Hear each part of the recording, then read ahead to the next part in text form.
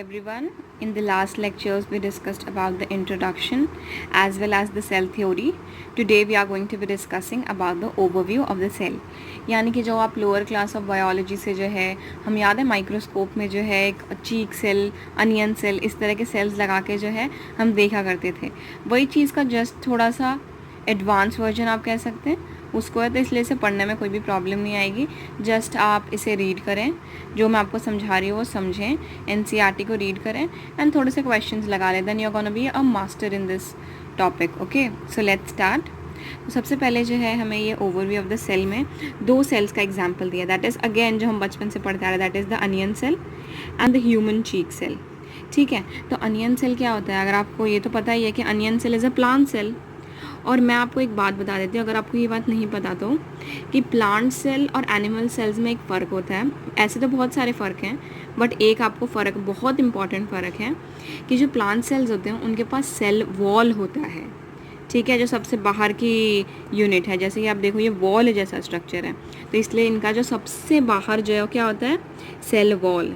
Whereas अगर आप animal cells की बात करें तो इनके पास कोई वॉल जैसा स्ट्रक्चर नहीं होता, इनके पास एक मेम्ब्रेनियस स्ट्रक्चर है ना, बिल्कुल मेम्ब्रेनस सा।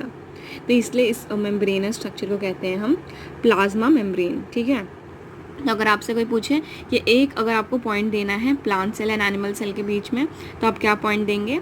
तो आप ये कह सकते हैं कि plant cell possess cell wall which is absent in the your animal cell. ठीक है, जैसे onion cell is a plant cell, so it's having a cell wall in it, whereas the human cheek cell is an animal cell and hence it is having the outer membrane as plasma membrane. I can write it over here, it is the plasma membrane. Okay, it is the plasma membrane. Okay, very good.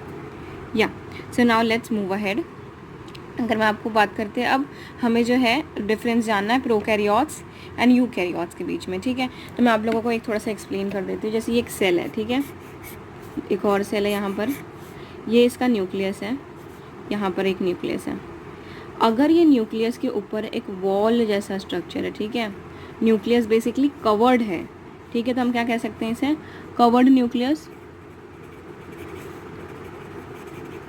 और यहाँ पर कोई wall नहीं है, तो इसे क्या कहेंगे? Naked nucleus. Can we write that? Yes. So this covered nucleus वाले जो सेल्स होते हैं ना, इन्हें हम कहते हैं यूकैरियोट्स। ओके, एंड जो नेकेड न्यूक्लियस वाले ऑर्गेनिज्म होते हैं उन्हें हम कहते हैं प्रोकैरियोट्स।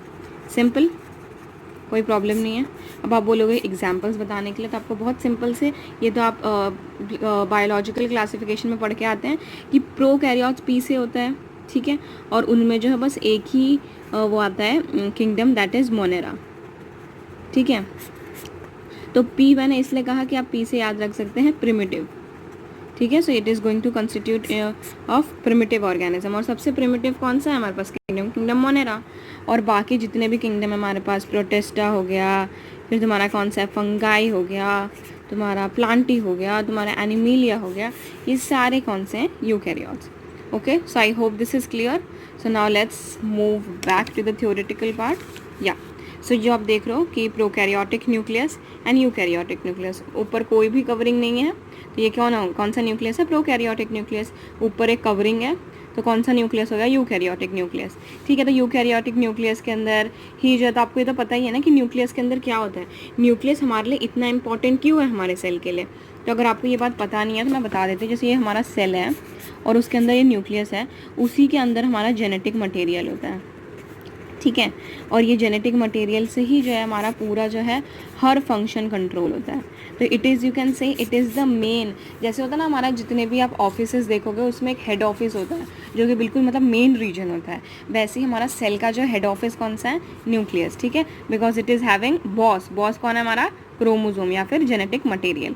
ओके, अब जो हम बात करेंगे इसके, ठीक है, कि चलो ये सेल हो गया, ये जो सेल है मेरा, मान लो ये सेल है, ये न्यूक्लियस है, तो इसके आजू बाजू ये जेली लाइक स्ट्रक्चर क्या है? ठीक है, जेली लाइक मैंने इसलिए कहा because it's nature is semi fluid. ठीक है, सेमी फ्लूइड मतलब क्या? कि बिल्कुल पूरी तरह से फ्लूइड भी नहीं, पूरी तरह से सॉलिड भी नहीं, it is a semi fluid, यानी कि हल्का सा फ्लूइडिश नेचर है इसका। ठीक है, उसका मैट्रिक्स उसे कहते हैं साइटोप्लाज्म, ये भी आप सबको पता ही है।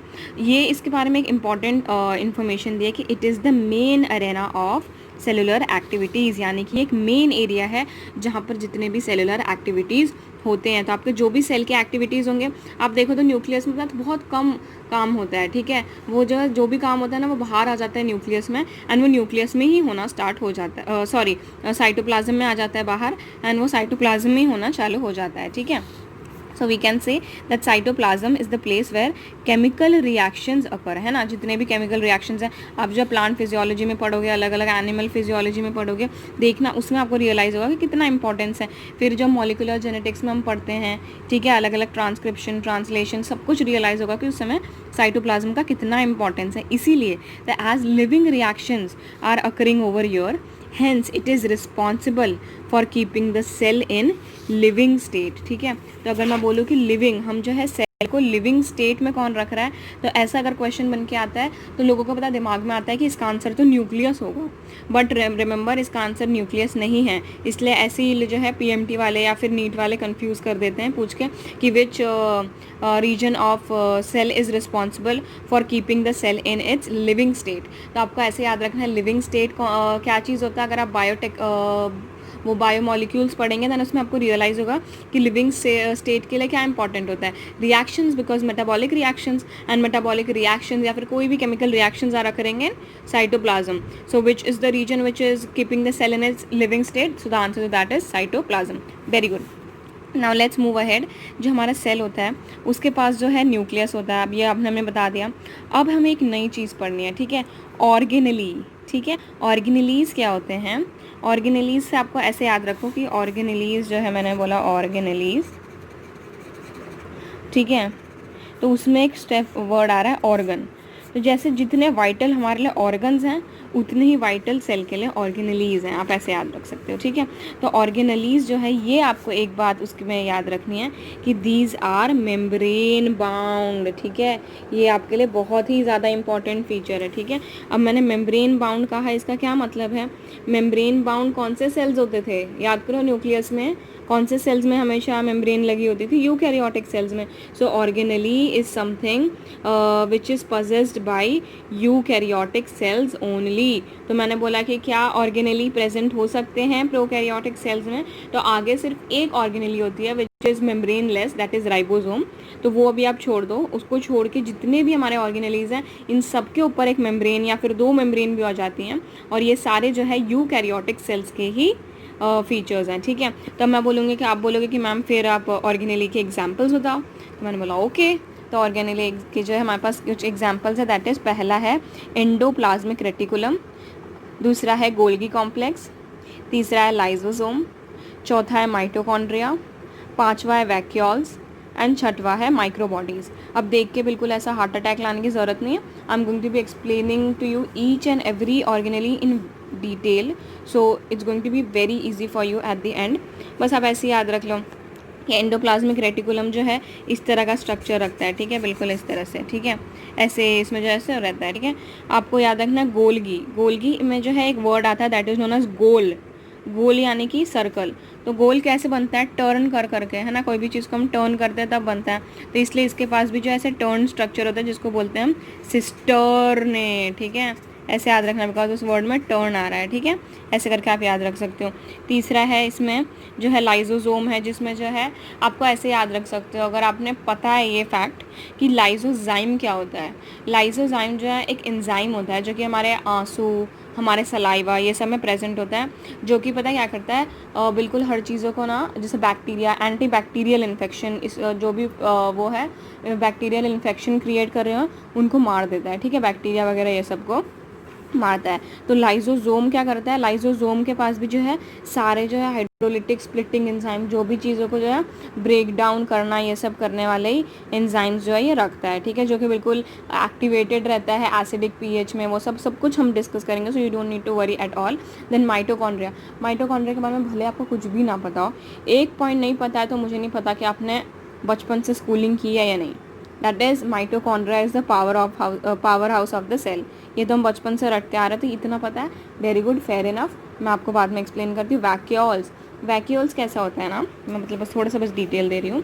जैसे कि ये सेल है, उसमें ऐसा ऐसा बड़ा सा ही ना बलून लाइक स्ट्रक्चर आप कह सकते हो, ठीक है, ये बलून है, और इस बलून के अंदर एयर की जगह पे ना क्या हो रहा है, एक्सक्रीटरी प्रोडक्ट भर रहे हैं हम, ठीक है, वो बलून के अंदर, that is vacuoles. And microbodies भी ऐसी है, तो we are going to be discussing all of these in detail.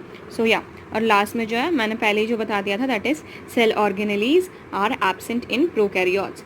ठीक है, तो अभी हमने जो है बिल्कुल ओवरव्यू देख लिया है सेल के। अब जब हम बाद में नेक्स्ट लेक्चर में बाकी चीज़ें प्रोकैरियोटिक एंड यूकैरियोटिक सेल्स से रिलेटेड डिस्कस करेंगे। ओके, टिल देन प्लीज़ और इसके जो है रिलेटेड एनसीईआरटी पढ़ लें। एंड हाँ, डिस्क्रिप्शन में ना मैं आपको लिंक प्रोवाइड कर दूँगी जहाँ पर जो भी मैंने अभी नोट्स से पढ़ाया ना, वो सारे नोट्स जो अवेलेबल रहेंगे। ठीक है, चलो अभी पढ़ते रहोगे, बाय।